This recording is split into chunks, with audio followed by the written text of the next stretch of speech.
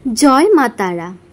कौशिकी अमावस्या 2024 कबे पड़ेছে दिनक्षण पंजिका अनुसारे पूर्णांग সময়সূচি ও তার তারিখ। আমার সকল বন্ধুদের এই পর্বে অনেক শুভেচ্ছা রইল। ব্লগার উইথ তনুর পরিবারের সবাইকে অনেক শুভেচ্ছা। আপনারা সকলেই আশা করি ভগবানের কৃপায় ভালো আছে। ভাদ্র মাসের অমাবস্যা তিথি কৌশিকী অমাবস্যা নামে পরিচিত। কৌশিকী অমাবস্যা 2 সেপ্টেম্বর সোমবার ভোর 5টা 5 থেকে 3 সেপ্টেম্বর মঙ্গলবার 6টা 29 পর্যন্ত থাকবে। পুরাণ মতে দৈত্য শুম্ভ ও নিশুম্ভ কঠোর সাধনা করে ব্রহ্মাকে তুষ্ট করে বর লাভ করেছিলেন। তাদের বর দেওয়া হয়েছিল যে কোনো পুরুষ বধ করতে পারবে না, শুধু অজনী সম্ভূত বা মায়ের গর্ভ থেকে জন্ম নেননি এমন নারীই পারবেন বধ করতে। এদিকে দেবী সতী যজ্ঞের যজ্ঞস্থলে দেহত্যাগ করেছিলেন, তাই কালিকা জন্মে দেবীর গায়ের রং ছিল মেঘের মতো কালো। শুম্ভ নিশুম্ভকে বধের জন্য দেবীকে মহাদেব কালিকা নামে ডাকায় দেবী ক্ষুব্ধ হন। মানস সরোবরের ধারে শুরু করে কঠিন তপস্যা। সেই তপস্যায় দেবীর গায়ের রং বদলে হয় পূর্ণিমার চাঁদের মতো। ওই কালো কোষিকাগুলি থেকে এক অপূর্ব সুন্দর কৃষ্ণবর্ণ দেবীর সৃষ্টি হয়। ইনি দেবী কৌশিকী।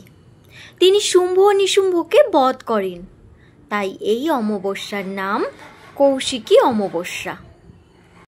মা কৌশিকীর অবতারে পৃথিবীর অজ্ঞানতার অন্ধকার থেকে মুক্ত হয়ে জ্ঞানের দিব্য আলোয় আলোকিত হলো।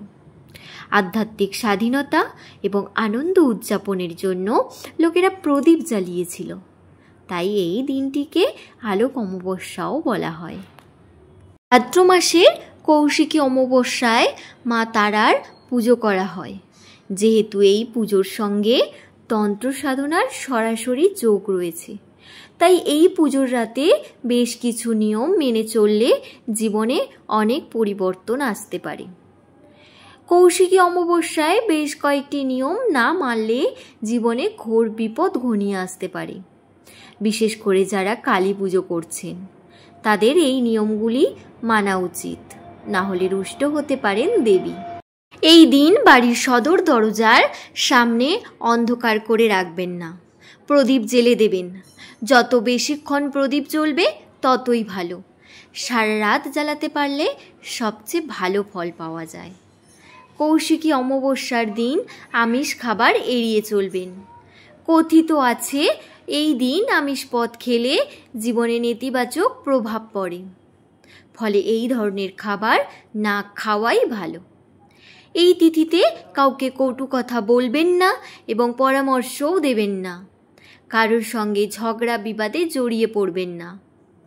কোনো বড় সিদ্ধান্ত নেওয়ার আগে দুবার ভাববেন। একই সঙ্গে এই দিনে কাউকে ধার দেবেনও না, কারোর থেকে ধার নেবেনও না। কৌশিকী অমাবস্যার দিন বাড়ি ঘর খুব সুন্দরভাবে পরিষ্কার রাখুন। এই দিন যেন বাড়ি অপরিষ্কার না থাকে, সেদিকে নজর রাখবেন। কোনো পুরনো ছেঁড়া জামা কাপড় থাকলে সেগুলি কাউকে দিয়ে দিতে পারেন, কিংবা ভাঁজ করে সুন্দর করে গুছিয়ে আলাদা জায়গায় রেখে দিতে পারেন। এই বিশেষ কৌশিকী অমাবস্যায় কুশ কাটা হয়েছিল। এই তিথিতেই সাধক বামাখ্যাপা সিদ্ধি লাভ করেছিলেন।